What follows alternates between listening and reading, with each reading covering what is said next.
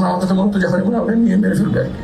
এরকম একটা হত্যা করে ফেলবে এই আশঙ্কা প্রতিভাবে চলছে আমার ফ্যামিলি, কিভাবে চলছে আমার মা কিভাবে আছেন, কেমন আছেন আমি বলছিলাম।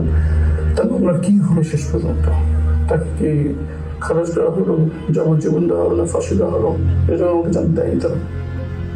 এইসব চিন্তা আমাকে একেবারে আমার মনে হচ্ছে যে আমার মাথা ফেটে দুই ভাগ হয়ে যাবে দুশ্চিন্তায়।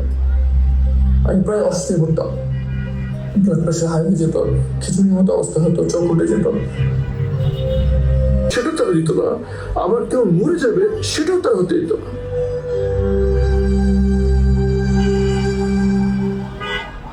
শেষ রাতের সময় এখানে প্রহরীরা ঘুমাতো আর সে সময় মাঝে মাঝে আমি একটু হালকা করে চোখটা লুজ করে এগুলো এই জায়গায় একটা খুব হাই পাওয়ারের এক্সস্ট ফ্যান চলতো, ওর আওয়াজ থেকে যেত, বুঝতে পারতাম না বাইরের দুনিয়ায় কি কোথায় আছে কি আছে।